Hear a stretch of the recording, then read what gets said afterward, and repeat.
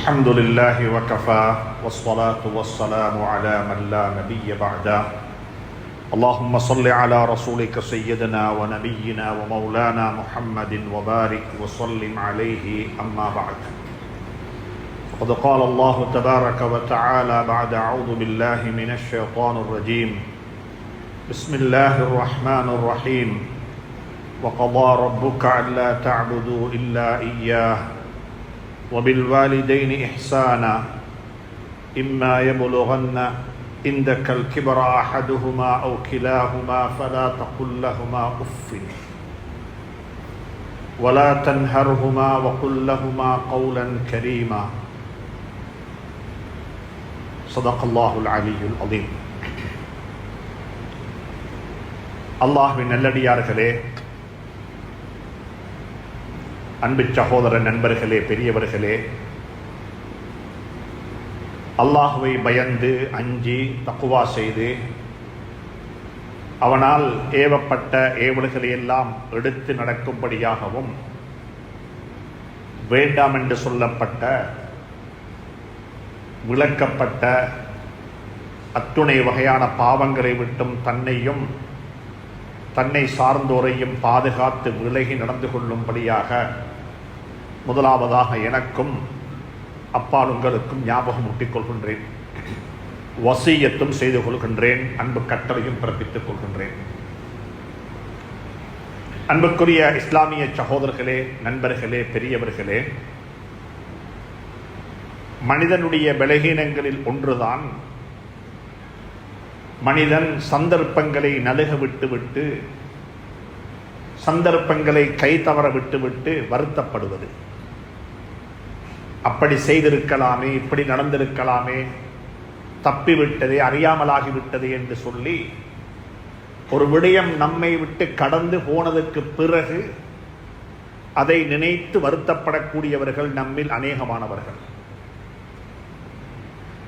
குழந்தைகள் கெட்டு போனதுக்கு பிறகுதான், குழந்தைகள் வழி தவறி போனதுக்கு பிறகுதான் அந்த குழந்தைகளை பற்றி அதிகமான பெற்றோர்கள் வருத்தப்படுவது. இப்படி செய்திருக்கலாம், அப்படி நடந்திருக்கலாம் என்று சொல்லி அவர்களுக்குள்ளேயே வருத்தப்பட்டுக் கொள்வார்கள்.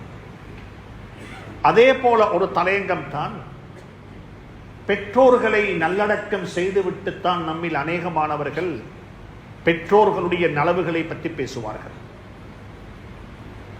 தாய் தந்தையை மண்ணறையில் கொண்டு போய் வைத்துவிட்டு நல்லடக்கம் செய்துவிட்டு வந்து வாப்பாவை பற்றியும் உம்மாவை பற்றியும் கதைக்கக்கூடியவர்கள் நம்மில் எம்மாத்திரமோ மக்கள் இருக்கிறார்கள். ஆனால் அவர்கள் வாழும் பொழுது அவர்களை கண்டுகொள்ளவே இல்லை. அவர்கள் வாழ்க்கைக்கு ஒரு இடைஞ்சலாக இருந்தார்கள். அவர்களுடைய ஒரு அழைப்பு வந்து விட்டாலும், ஒரு டெலிபோன் வந்து விட்டாலும் அது எதற்கு வந்திருக்குதோ தெரியாது என்று அஞ்சிய நிலையில் தான் அந்த தொலைபேசி அழைப்புக்கு கூட பதில் சொல்லக்கூடியவர்களாக நம்மில் அநேகமானவர்கள் இருக்கிறார்கள். பெற்றோர்களை இழந்ததற்கு பிறகு அப்படி செய்திருக்கலாமே, இப்படி செய்திருக்கலாமே என்று வருத்தப்படாமல் இருப்பதற்காக வேண்டி இன்றைய ஜும்மா பிரசங்கத்தை அமைத்துக் கொள்கின்றேன்.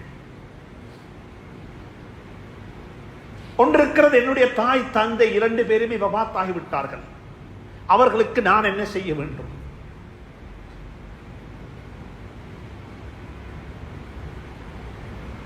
அவர்களுக்காக வேண்டி நாங்கள் எப்படிப்பட்ட துஆக்கள் கேட்க வேண்டும்? ஏனென்றால்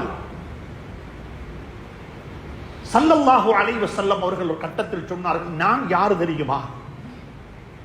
நபியை பற்றி, ஹஜ்ரத் ரசூலுல்லாஹி ஸல்லல்லாஹு அலைஹி வஸல்லம் அவர்களை பற்றி அவர்கள் அறிமுகம் செய்கிறார்கள். நான் யாரு? அதுல முதலாவது சொன்ன வார்த்தை என்ன தெரியுமா? அன தஅவத்து அபீக்கும் இப்ராஹிம். நான் ஏண்ட வாப்பட துஆ என்று சொன்னார்கள். ஏண்ட வாப்பாவினுடைய துஆவினுடைய வெளிப்பாடுதான் நான். ஏண்ட வாப்ப எனக்காக வேண்டி எப்பயோ துஆ கேட்டு விட்டாரு. ஏண்ட சந்ததியில வரக்கூடிய ஒருவர் இப்படி இருக்கணும் என்று சொல்லி அந்த துஆவை அல்லாஹ் கபூல் செய்து விட்டான். அந்த துஆவுடைய வெளிப்பாடுதான் நான் என்று சொல்லி ஸல்லல்லாஹு அலைஹி வஸல்லம் தன்னை அறிமுகப்படுத்தினார்கள். ஹஜ்ரத் ரசூலுல்லாஹி ஸல்லல்லாஹு அலைஹி வஸல்லம் அவர்கள் தன்னை தன்னுடைய தந்தையினுடைய துஆவினுடைய வெளிப்பாடு என்று சொல்லுவதாக இருந்தால் நானும் நீங்களும் என்ன சொல்ல வேண்டும்? இந்த மிம்பரில் நான் இருப்பதற்கும் ஒரு முஸ்லிமாக நீங்கள் இந்த பள்ளி வாயிலில் வீட்டிருப்பதற்கும் அன்புக்குரிய நண்பர்களே, சகோதரர்களே, எங்களுடைய பெற்றோர்கள் தான் காரணம் என்பதை எங்களால் மறுக்க முடியாது. அவர்கள் கேட்ட துஆ, அவர்களுடைய ஒரு கனவு, அவர்களுடைய ஒரு ஆசை. எனவே அன்புக்குரிய நண்பர்களே, சகோதரர்களே, பெற்றோர்களை இழந்தவர்களுக்கு என்ன செய்ய வேண்டும்? நாங்கள் அவருடைய பெற்றோருக்கு நாங்கள் என்ன செய்ய வேண்டும்? குறைந்தபட்சம் ஒரு நாளைக்கு 5 தடவைகளாவது பெற்றோர்களை நினைத்து இருகரமேந்தி ரப்பனா ரப்பிர்ஹம்ஹுமா கமா ரப்பயானி ஸகீரா,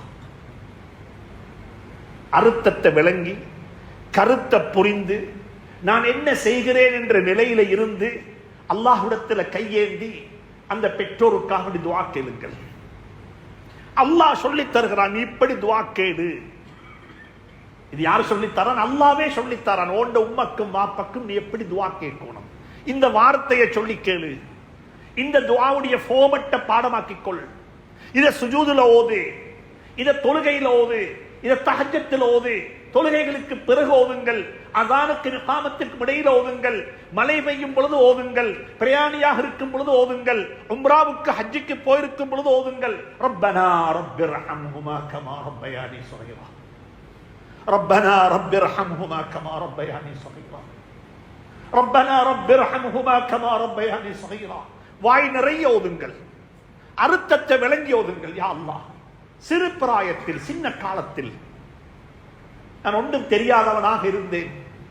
எனக்காக வேண்டி வாழ்ந்தவர்கள், எனக்காக வேண்டி வாழ்ந்தவர்கள், எனக்காக வேண்டி அழுதவர்கள், எனக்காக வேண்டி விழித்திருந்தவர்கள், எனக்காக வேண்டி என்னுடைய அசுத்தங்களை, என்னுடைய மலத்தையும் சலத்தையும் என்னுடைய அனைத்தையுமே சந்தோஷமாக சுத்தம் செய்தவர்கள்.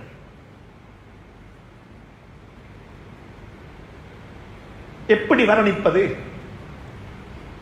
இது எப்படி வர்ணிப்பது?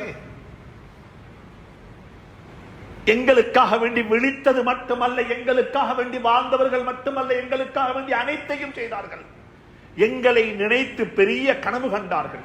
என்ற குழந்தைகள் இப்படி இருக்க வேண்டும், என்ற பிள்ளைகள் இப்படி வாழ வேண்டும், நான் பட்ட கஷ்டத்தை என்னுடைய குழந்தைகள் படக்கூடாது என்று சொல்லி எல்லாம் கனவு கண்டு வாழ்ந்து கொண்டிருந்தவர்கள் தான் எங்களுடைய பெற்றோர்கள். அவர்களை மண்ணறைக்குள்ளே வைத்து விட்டோம், அவர்கள் எங்களை விட்டு பிரிந்து போய்விட்டார்கள். அவர்களுக்கு நாங்கள் என்ன செய்ய வேண்டும் என்பதை வேறொரு சந்தர்ப்பத்தில் கதைப்போம். இன்று பேச போறது, பெற்றோர்கள் வீடுகளில் இருக்கிறார்கள், அவர்களுக்கு நாங்கள் என்ன செய்ய வேண்டும், அவர்களுக்கு நானும் நீங்களும் என்ன செய்ய வேண்டும். அல்லாஹ் சொல்லுகிறான் குர்ஆனில் பல இடங்களில் தன்னை பற்றி சொல்லிவிட்டு, வகல்லா ரப்புக அல்லா தஅபுது இல்லா இய்யாஹ், அல்லாஹுவை அன்றி வேறு யாரையும் வணங்கி வழிபடக்கூடாது. இஸ்லாத்தினுடைய ஆரம்பம் தௌஹீத், ஏகத்துவம். ஏகத்துவத்தை அல்லாஹ் சொல்லிவிட்டு, தௌஹீதை சொல்லிவிட்டு, ஏகத்துவத்துக்கு அடுத்தபடியாக ரிசாலத்தை சொல்லாமல், ரிசாலத்தை பற்றி பேசாமல் அடுத்ததாக சொல்லுகிறான், வகல்லா ரப்புக அல்லா தஅபுது இல்லா இய்யாஹ் வபில் வாலிதைனி இஹ்சானா. அல்லாஹுவை பற்றி சொல்லிவிட்டு, தௌஹீதை பற்றி சொல்லிவிட்டு, தௌஹீதுக்கு பிறகு இஹ்சான், பிர்ருல் வாலிதைன், பெற்றோர்களுக்கு உபகாரம் செய்வது, பெற்றோர்களை மதிப்பது, பெற்றோர்களை நல்ல முறையில் நடத்துவது, பெற்றோர்களுடன் அன்பாக இரக்கமாக பணிவாக நடந்து கொள்வது. சுப்ஹானல்லாஹ். நான் குர்ஆன் ஓதும் பொழுது பெற்றோருடைய வரலாறை, பெற்றோருக்கு செய்ய வேண்டிய கடமைகளை பற்றி சொல்லக்கூடிய வார்த்தைகள் நகர்ந்து போகும் பொழுது கண்கள் கண்ணீரை கொட்டாமல் நகர்ந்து போக முடியாது. ஆனா எங்களுக்கு அது விளங்கு இல்லாத்தினால அது ஓதிக்கொண்டே போறோம். அர்த்தம் புரியுதில்ல, அர்த்தம் புரிஞ்சாலும் என்ன ஓதுகிறோம் என்ற அந்த இடத்தில் இல்லாமல் ஓதுவதின் காரணமாக அதை எங்களால் உணர முடியாமல் இருக்கிறது. அல்லாஹ் சொல்லுகிறார், இது ஒரு இடத்தில் அல்ல, பல இடங்களில். சூரத்துல் அன்ஆம்ல, சூரத்துல் நிசாவுல, சூரத்துல் பனி இஸ்ராயீல்ல, சூரா லுக்மான்ல, சூரத்துல் அஹ்காஃப்ல, பல இடங்களில் அல்லாஹ் ரெண்டையும் சேர்த்து சொல்கிறான். அல்லாஹுவை தான் வணங்கி வழிபட வேண்டும் என்று சொல்லிவிட்டு அடுத்தபடியாக வபில் வாலிதைனி இஹ்சானா, பெற்றோர்கள் இருவரையும், தாய் தந்தை இருவரையும் இஹ்சான், உபகாரம் செய்து நடந்து கொள்ளுங்கள். இஹ்சான் என்றால் என்ன? எப்படியெல்லாம் அவர்களை உன்னால் திருப்திப்படுத்த முடியுமோ அப்படியெல்லாம் இருந்து அவர்களை திருப்திப்படுத்துங்கள். உலகத்தில் சொல்லுகிறான், நீங்கள் அவர்களுக்கு வழிபட வேண்டும். எதுவரைக்கும் தெரியுமா? அல்லாஹ்வுக்கு மாறு செய்ய வேண்டும் என்று சொல்லாத வரைக்கும் நீங்கள் அவர்களுக்கு வழிபட வேண்டும். எதுவரைக்கும் என்றால் அல்லாஹ்வுக்கு, அல்லாஹ்வுடைய ஏகத்துவ கொள்கைக்கு முரணாக ஏதாவது சொன்னாலே அன்றி ஃபலா துதிஹுமா, அந்த விடயத்தில் அவர்களுக்கு வழிபட முடியாது. அதை தவிர இருக்கக்கூடிய அனைத்து கர்மங்களையும் உங்களுடைய பெற்றோருக்கு நீங்கள் வழிபட வேண்டும் என்று குர்ஆன் மிக தெளிவாக, துல்லியமாக, அழகாக எங்களுக்கு சுட்டி காட்டுகிறது. அந்த அடிப்படையில் அல்லாஹ் சுப்ஹானஹு தஆலா 5 கட்டளைகளை பிறப்பிக்கிறான். இந்த 5ஐயும் பாடமாக்குங்கள். இதை வீட்டுக்கு எடுத்துக்கொண்டு போய் உங்களோட மனைவியுடன் இதை ஷேர் பண்ணுங்கள். இதை நாங்க செய்யாவிட்டால் எங்களோட பிள்ளைகள் எங்களுக்கு இதைத்தான் செய்வார்கள். ஒரு விடயத்தை ஒரு தகப்பனாக, ஒரு மகனாக இருந்து பதிவு செய்கின்றேன்.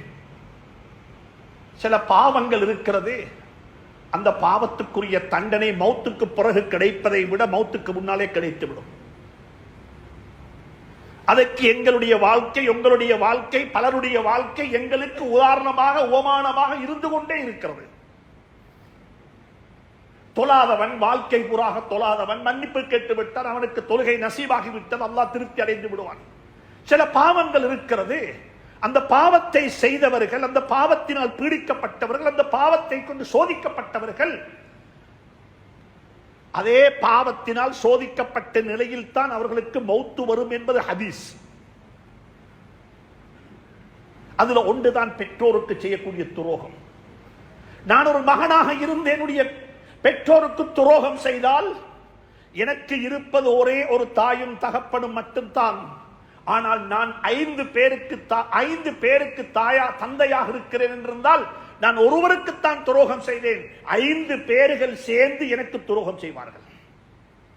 மறந்து விடாதீர்கள், மறந்து விடாதீர்கள். எனக்கு இருக்கிறது ஒரே ஒரு தாய், ஒரே ஒரு தகப்பன், 2 பேர் தான். என்னால் துரோகம் செய்ய முடியும் 2 பேருக்கு மட்டும்தான். ஆனா எனக்கு இருப்பது 5, 6 குழந்தைகள் என்றிருந்தால் அந்த 6 பேருமாக சேர்ந்து நான் என்னுடைய தாய்க்கும் தந்தைக்கும் செய்ததை செய்து முடிப்பார்கள்.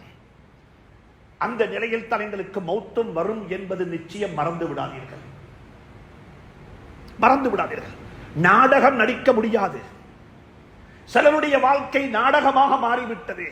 வெளியில வந்து உம்மா வாப்பா இப்படி பார்த்துக் கொள்கிறேன், அப்படி பார்த்துக் கொள்கிறேன், அதை செய்கிறேன், இதை செய்கிறேன் என்று சொல்லி அவர்கள் பேசும் பொழுது சுப்ஹானல்லாஹ் பாணி வடியும். அதுக்கு அதை சொல்லும் பொழுது மக்களுக்கு ஆச்சரியமாக இருக்கும்.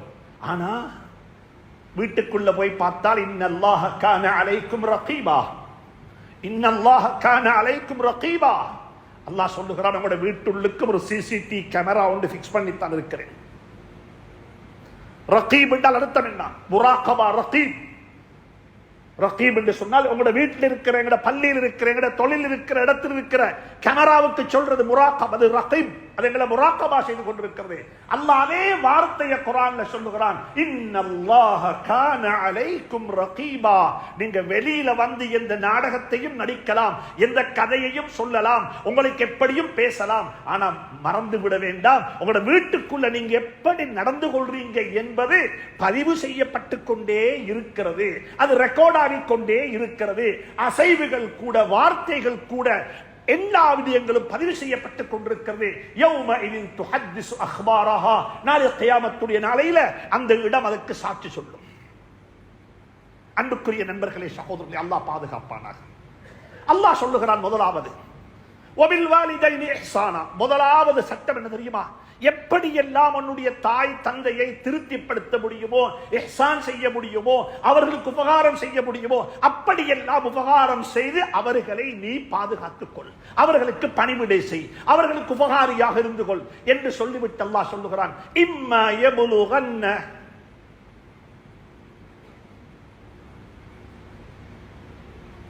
அந்த 2 பேர்ல ஒருத்தர் வயசாளி ஆகிட்டாங்க,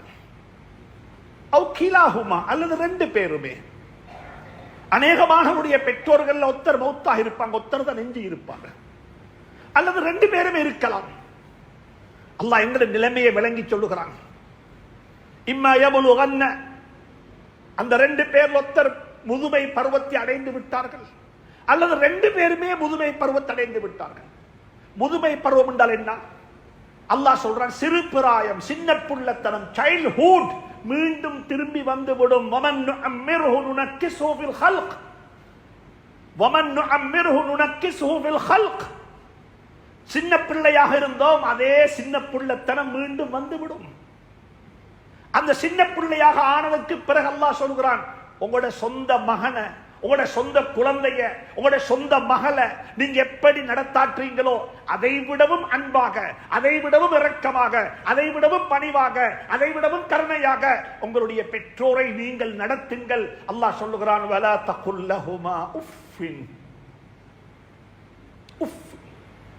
சின்னோர் சி என்று கூட சொல்ல வேணாம், சி என்று சொல்லி சொல்ல வேணாம். வாழ்க்கை பூராக தொழலாம், வாழ்க்கை பூராக நலவு செய்யலாம். எனக்கு உங்களுக்கு முன்னால எங்களோட வாப்பா, எங்களோட உம்மா கொஞ்சம் வயசுல கூடிட்டாங்க. ஒரு சபையில 4 பேர் இருக்கிற இடத்துல கொஞ்சம் ஏதோ சின்ன புள்ளத்தனத்தில் ஏதாவது ஒன்றை செஞ்சுட்டாங்க.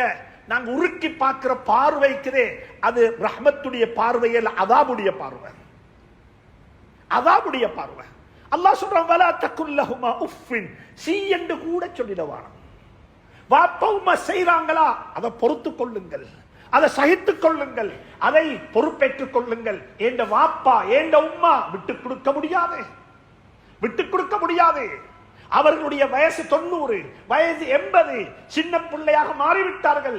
ஏதோ வீட்டுக்கு ஒரு இடத்துக்கு போனோம், போகக்குள்ள அங்க வீட்டுல ஏதோ கொண்டு வந்து வச்சுட்டாங்க சாப்பிடுறதுக்கு.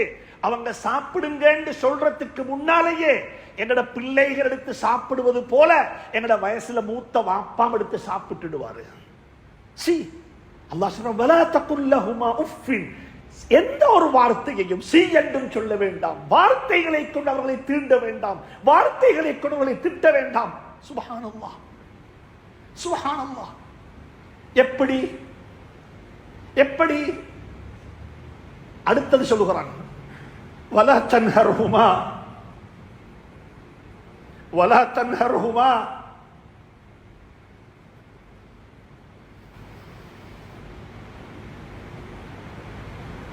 அந்த 2 பேரையும் உங்களோட வீட்டை விட்டு வெளியே போட்டு விட வேண்டாம்.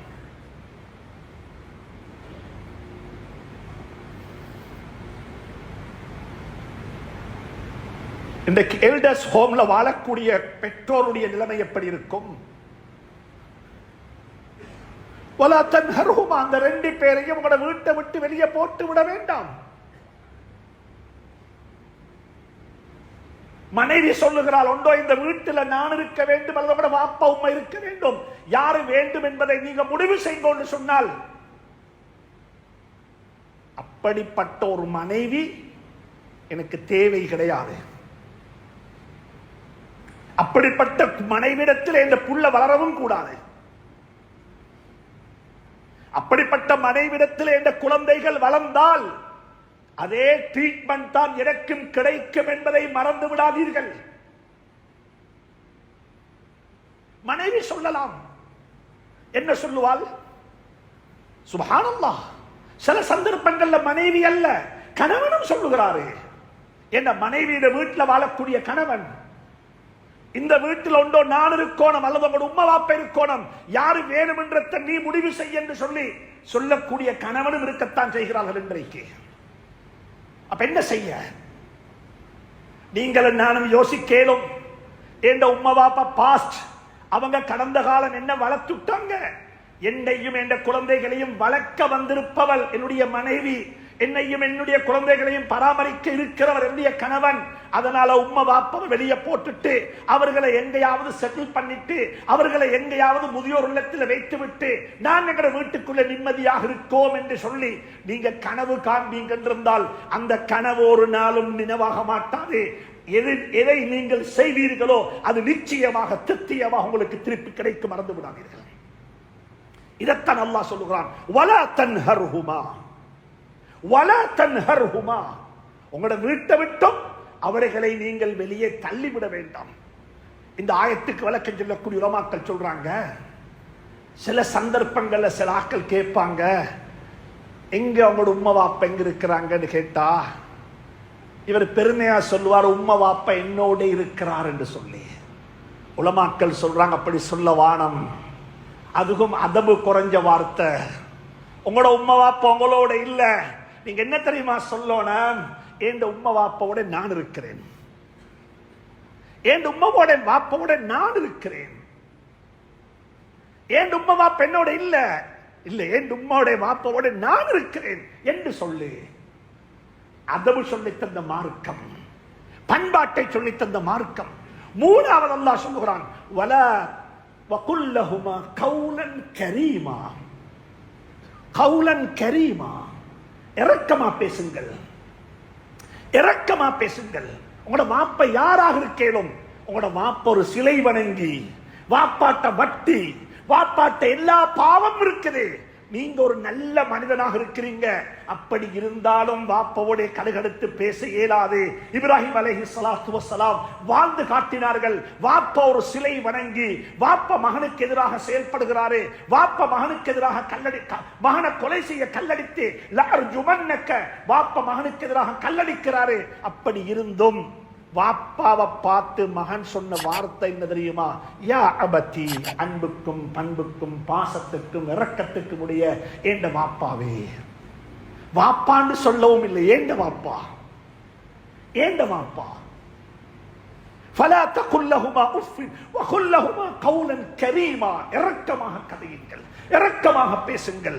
இன்னைக்கு மருந்துக்கு போகணும், அப்படியா போமே, யாரு டாக்டர், என்ன மருந்து எடுக்கணும், இல்ல இந்த நாளும் மருந்து மருந்து நின்ன இது, நான் காசி மரமா வச்சிருக்கிறேன், என்ன மருந்து மருந்து பார்மசிக்கு வைத்து கொண்டே இருக்கணுமா, இல்ல வகுல்லஹுமா கௌலன் கரீமா. அவங்க அப்படித்தான் சொல்லுவாங்க, மருந்துக்கு போகணும், பார்மசிக்கு போகணும், அங்க போகணும், அதை செய்யணும், இதை செய்யணும். சின்ன பிள்ளைகள் பேசுவது போல பேசுவாங்க. அல்லாஹ் சொல்றான், வகுல்லஹுமா கௌலன் கரீமா, இரக்கமா சொல்லுங்க. பாப்பா நேத்து தானே மருந்து வாங்கினோம், இந்த மருந்து உடம்புக்கு அவ்வளவு நல்லமில்லை, இந்த மருந்து அவ்வளவு சரியில்லை, இந்த மருந்தை குடிச்சா சைடு எஃபெக்ட் வரும் பாப்பா, உங்களுக்கு தெரியாம நீங்க மருந்தை குடிக்கிறீங்க, இது அவ்வளவு நல்லமில்லை, நாங்க வாரக்கிழமை போமே. அன்புக்குரிய நண்பர்களே, சகோதரர்களே, அல்லாஹ் சொல்லித்தாரான், வகுல்லஹுமா கௌலன் கரீமா. உண்ட வாப்பா உம்மா முதுமை பருவத்தை அடைஞ்சிட்டாங்க, அந்த ரெண்டு பேருடையும் இரக்கமா பேசு. மறுவ சொல்றான், வஹ்ஃபில்லஹுமா ஜனாஹ ذுல்லி மினர் ரஹ்மா. இரக்கத்தினுடைய இறக்கைகளை விரித்து பேசுங்கள். சுப்ஹானல்லாஹ், எனக்கு விளக்கம் சொல்ல முடியாது.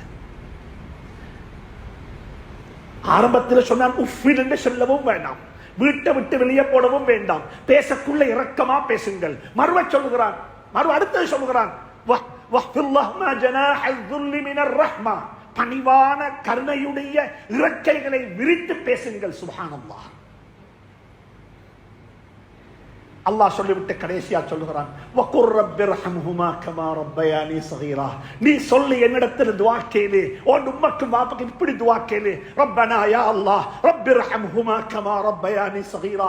என்ற சின்ன காலத்துல, என்ற சிறு பிராயத்துல என் உம்மா வாப்பா என்னை எப்படி அரவணைத்தார்களோ, என்னை எப்படி வளர்த்தெடுத்தார்களோ, என்னை எப்படி இரக்கம் காட்டினார்களோ, எனக்கு எப்படி தர்பியா செய்தார்களோ, அதே போல யா அல்லாஹ் என் உம்மக்கும் வாப்பக்கும் இரக்கம் காட்டு என்று சொல்லி நீ என்னிடத்தில் துஆ கேளு என்று சொல்லி அல்லாஹ் சுப்ஹானஹு தஆலா உம்ம வாப்பட ஹக்க பத்தி சொல்லித்தாரான்.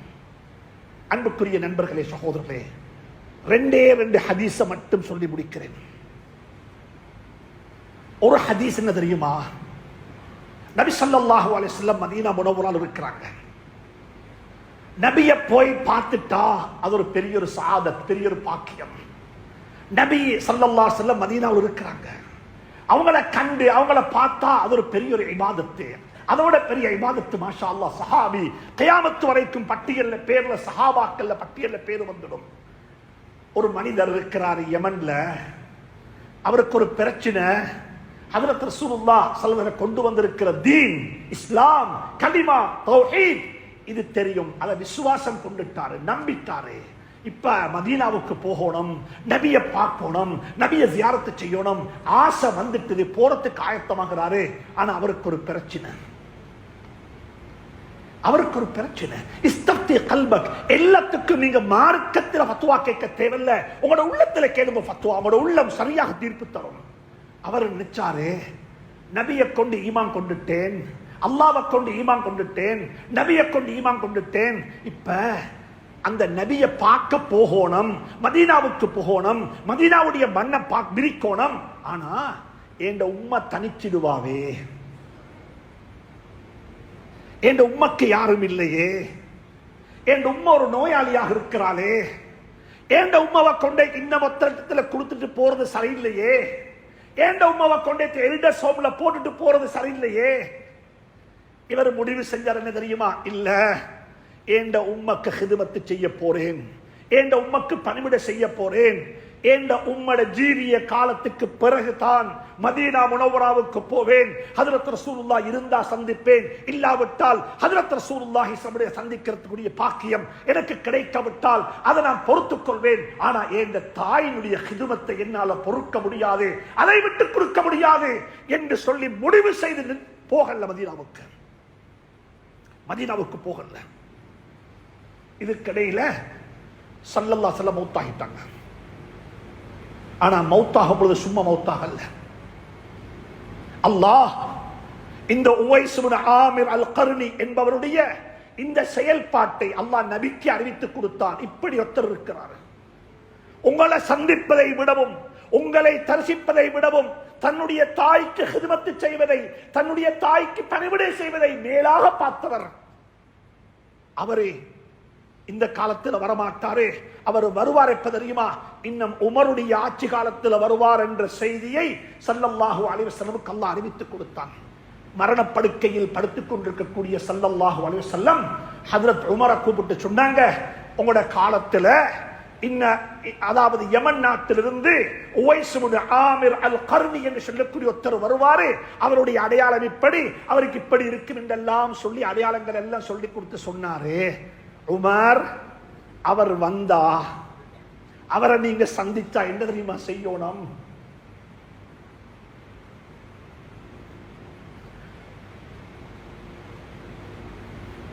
அல்லாஹ் எனக்கு உங்களுக்கும் துணை புரிவானாக. அவரை கண்டா நீங்க என்ன தெரியுமா செய்யணும்? உங்களோட பாவ மன்னிப்புக்கு அவர்கிட்ட துவா செய்ய சொல்லுங்க. உங்களோட பாவ மன்னிப்புக்கு நீங்க அவர்கிட்ட துவா செய்ய சொல்லுங்க. உமர் யாரு? அவர் உம்ராவுக்கு போகக்குள்ள ஸல்லல்லாஹு அலைஹி வஸல்லம் சொல்றாங்க உமரை பார்த்து, உமர் உங்களோட துஆவுல என்னையும் சேர்த்திக்குங்கன்றாங்க. உமருக்கு சொல்றாங்க உங்களோட துஆவுல என்ன சேர்த்திக்குங்கோண்டு.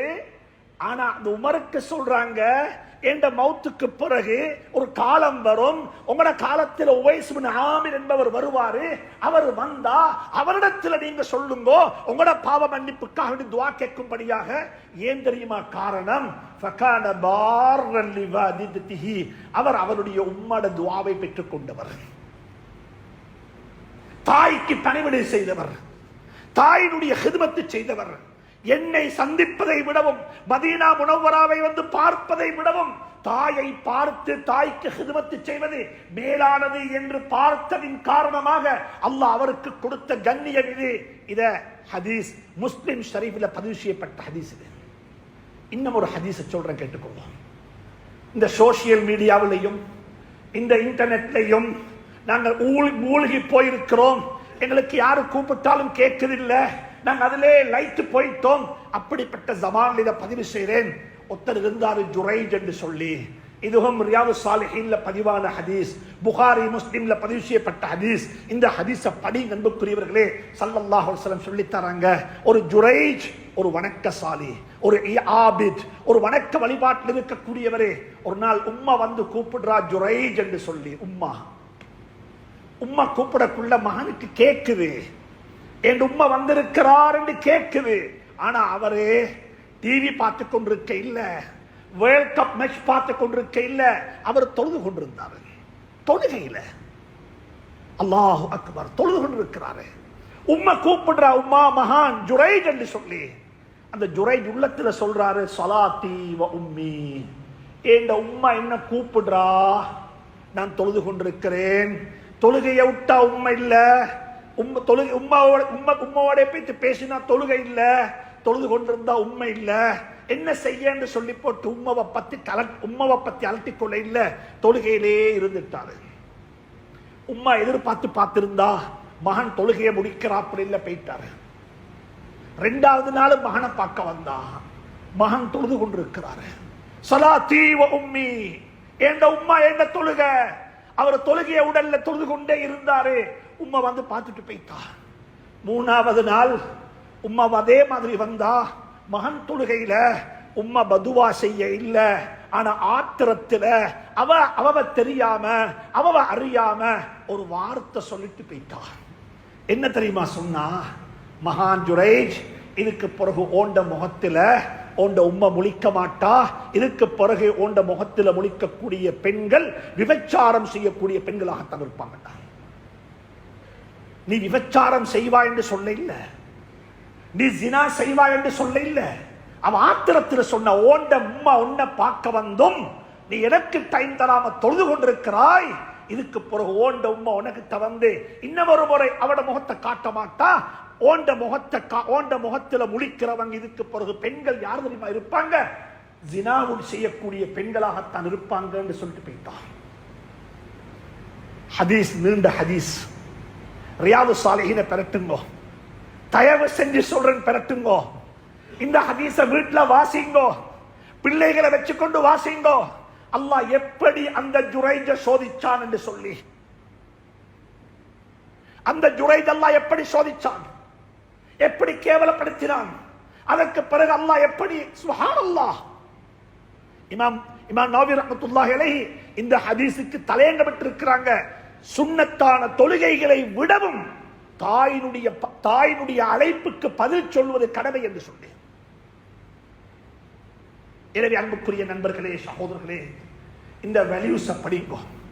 முஸ்லிம் சமூகம் இந்த நாட்டில் செய்ய வேண்டிய ஒரு வேலை என்ன தெரியுமா, முதியோர் இல்லங்கள் கட்டுவது ஆகப்பெரிய சாபத்துக்குரிய இடம். அது பெற்றோருக்கு சொல்லுகிறேன், தயவு செஞ்சு முதியோர் இல்லங்கள்ல வாழக்கூடிய பெற்றோர்களை பார்த்து சொல்றேன், உங்களோட புள்ள உங்களுக்கு துரோகம் செய்ய இல்ல, நீங்க துரோகம் செய்யக்கூடிய பிள்ளைகளை வளர்த்தெடுத்துட்டீங்க.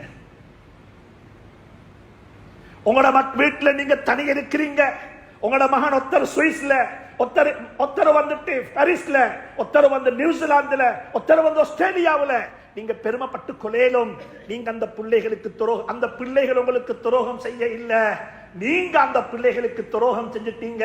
நீங்க அவங்களுக்கு குவாலிட்டி எஜுகேஷனை கொடுத்தீங்க, ஆனா வேல்யூஸ் கொடுக்க இல்ல, வேல்யூஸ் கொடுக்க இல்ல. அந்த பிள்ளைக்கு சல்லி, அந்த பிள்ளைக்கு ஜாப், அந்த பிள்ளைக்கு ப்ரொஃபஷனலிசம், அந்த பிள்ளைக்கு எல்லாத்தையும் செய்யணும் என்று சொல்லி உள்ள சொத்தெல்லாம் வித்து பிள்ளைகளை படிக்க வச்சீங்க, அல்லாஹ்வுடைய தீனை மறந்தீங்க. அதுக்கு அல்லாஹ் தந்த சென்டென்ஸ் தான் இது என்பதையும் மறந்து விட வேண்டாம். மிக அன்பா சொல்றேன், பெற்றோர்களே உங்களுக்கு சொல்கிறேன், லீவு காலம், பாடசாலைகள் விடுமுறை காலம், குறைஞ்சபட்சம் இந்த காலத்திலேயாவது சுபகுடைய தொழுகைக்கு உங்களுடைய பிள்ளைகளை பள்ளிக்கு கூட்டிக்கிட்டு வாங்குவோம். சுபகுடைய தொழுகைக்கு இன்றைக்கு அந்த பாக்கியம் இல்ல. நீங்க கொழும்புல இருக்கிற பள்ளிகளுக்கு போயிட்டு பாருங்க பார்ப்போம், அந்த பள்ளியில 25 வயசுக்கு குறைஞ்ச பிள்ளை எத்தனை பேர் இருப்பாங்கன்னு சொல்லி. 25 வயசுக்கு குறைஞ்ச பிள்ளைகள் பள்ளியில் எத்தனை பேர் இருக்கிறாங்க? இன்றைக்கு சுபகு தொழுவார முழு பேரும் யாரு தெரியுமா? எல்லாரும் ஆல் பாய்ஸ், பழையாக்கள். மிக இறக்கமாக சொல்லுகிறேன், உங்களோட குழந்தைகள் உங்களோட எல்டர்ஸ் ஹோம்லையும் முதியோர் இல்லங்கள்ல போட்டு வளர்ப்பாங்க நிச்சயம். எப்ப தெரியுமா? இன்றைக்கு நீங்க புள்ள வளர்க்கிற முறையில புள்ள வளர்த்தான் உங்களோட பிள்ளைக்கு வேல்யூஸ் தெரியாது. உங்களோட பிள்ளைக்கு குவாலிட்டி எஜுகேஷன், குவாலிட்டி எஜுகேஷனுக்கு எதையும் நீங்க செய்ய தயார், ஆனா வேல்யூஸ் எங்க போயிட்டது? வேல்யூஸ் எங்க? விளம்பியங்கள் எங்க? பிள்ளைட குவாலிட்டி எஜுகேஷனா அது ஆஸ்திரேலியாவில், அது எங்க இருக்குதோ அங்க செலவழிச்சு கடன் வாங்கி லோன் எடுத்து எப்படி சரி என்ன சரி செஞ்சு புள்ளை அங்க அனுப்பிடணும். நீங்க புள்ளைய அங்க அனுப்பினா நீங்க நினைச்சிற எஜுகேஷன் உங்களுக்கு கிடைக்கும், கிடைக்காம இருக்கலாம். ஆனா நீங்க கிடைச்சது வேல்யூ அல்ல, குவாலிட்டி. குவாலிட்டி எஜுகேஷன் கிடைக்கும், ஆனா புள்ளேட்ட வேல்யூஸ் இல்லாமல் போய்த்திடும். வாப்ப உம்மாவையும் வீட்டுல வளர்க்கிற நாயை போலதான் பார்ப்பாங்க. இதுக்கு இலங்கை நாட்டில் எத்தனையோ வரலாறுகள் இருக்கிறது, எத்தனையோ சரித்திரங்கள் இருக்கிறது, எத்தனையோ ஜட்மெண்ட் இருக்கிறது. எனவே அன்புக்குரிய நண்பர்களே, சகோதரர்களே, மிக இரக்கமாக சொல்லுகிறேன், பெற்றோர்களுடைய விடயத்தில் யாரும் துரோகம் செய்துவிட வேண்டாம். பெற்றோர்களை அரவணைத்துக் கொள்ளுங்கள், பெற்றோருடைய துவாவை பெற்றுக் கொள்ளுங்கள். இன்றைக்கு அசருக்கு முன்னாலேயே உம்மா வாப்பா யாரோட உயிரோடு இருக்கிறாங்களோ அவர்களோடு ஒரு கோல் எடுத்து ஒரு கலைத்து, உம்மா எனக்கு துவா செய்யுங்கோ, ஏண்ட பாவ மன்னிப்புக்கு நீங்க துவா செய்யுங்கோ, நான் உங்களுக்கு ஏதாவது செஞ்சிருந்தா என்ன மன்னிச்சுக்குங்கோ என்று சொல்லி உம்மாட்ட வாப்பாட்ட 2 வார்த்தை பேசிட்டு அசருடைய தொழுகையை தொழுது பாருங்க பார்ப்போம். அந்த தொழுகையில் உள்ள இன்பம் வேற இன்பம். அல்லாஹ் சுப்ஹானஹு வ தஆலா எனக்கு உங்களுக்கு நசீபாக்குவானாக, தௌஃபீக் செய்வானாக. யா அல்லாஹ், என்னுடைய பெற்றோருடைய கபர்களை பிரகாசமாக்கி வைப்பாயா.